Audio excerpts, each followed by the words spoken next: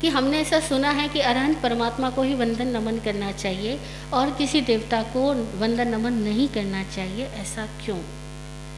अरहंत परमात्मा, सिद्ध परमात्मा अल्टीमेट है।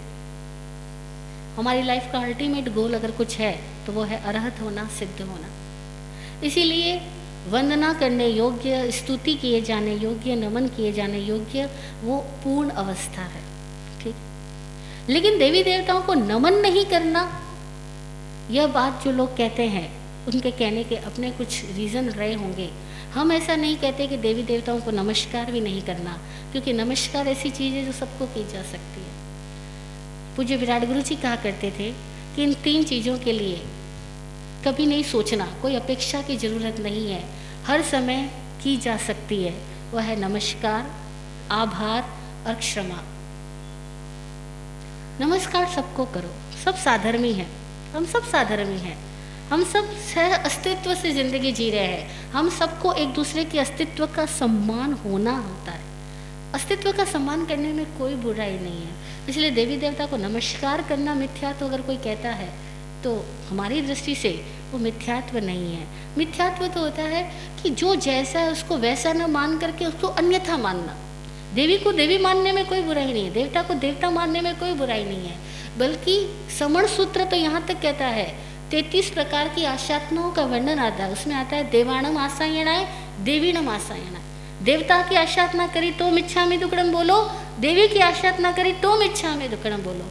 तो देवी और देवता को देवी देवता नहीं मानना मिथ्यात्व है, और देवी और देवता को भगवान मानना, परमात्मा मानना, अरहत मानना तो मिथ्यात्व है। मतलब जो जैसा है उसको उससे अत्यधिक मान लेना या उसको उससे गौण कर देना, दोनों ही हालत में हम समकित तो नहीं रहे। हमारी दृष्टि फैक्ट को तो नहीं देख रही, एक्चुअल सिचुएशंस को तो नहीं देख रही है। और जब भी दृष्टि एक्चुअल को नहीं देख करके किसी न किसी तरह के इमेजिनेशन में चली जाती है या इल्यूजन में चली जाती है, उसका नाम मिथ्यात्व है, ठीक है।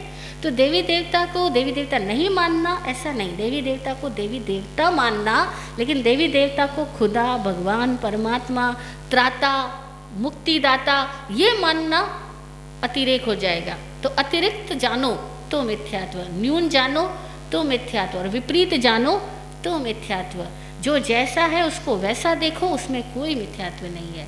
तो देवी देवता को हाथ जोड़ना, नमस्कार करना, प्रणाम करना या बातचीत करना ज़रा भी गलत नहीं है। लेकिन देवी देवता को प्रणाम करके ये मानना, हे गणेश जी मुझे मुक्ति दे दो, हे शिव पार्वती मुझे शक्ति दे दो, भक्ति दे दो, मुक्ति दे दो, वो सब चीज़ें गलत है।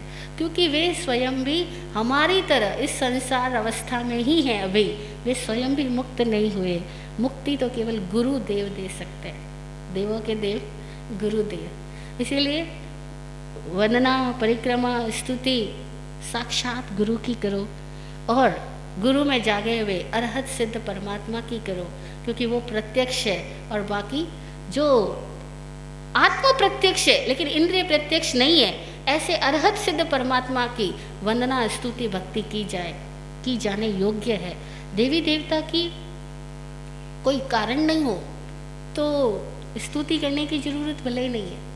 कोई कारण है, कोई संबंध जोड़ना है तो स्तुति करो।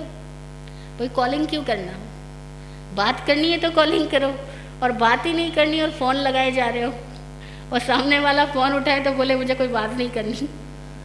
तो देवी देवता से कुछ ज़रूरत है, कुछ बात करनी है तो कॉलिंग करो, तो स्तुति करो, तो उनके मंत्रों की जाप करो, चैंटिंग करो कि भैया आपको उनसे कोई बात करनी है। तो मंत्र शक्ति में ऐसी ताकत है कि वो उस मंत्र क्या होता है, पर्टिकुलर देवी देवता को कॉल करने के लिए मंत्र होता है, ठीक है ना।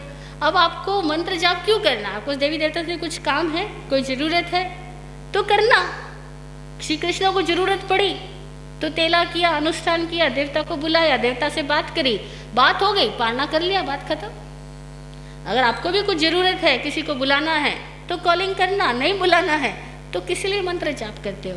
लेकिन नमस्कार करने में कोई मनाही नहीं है, ऐसा हमारा कहना है। अगर कुछ और लोग कहते हैं कि नमस्कार मत करो, वो उनकी अपनी सोच है, उसके ऊपर कोई टीका टिप्पणी हम नहीं करेंगे। जय हो।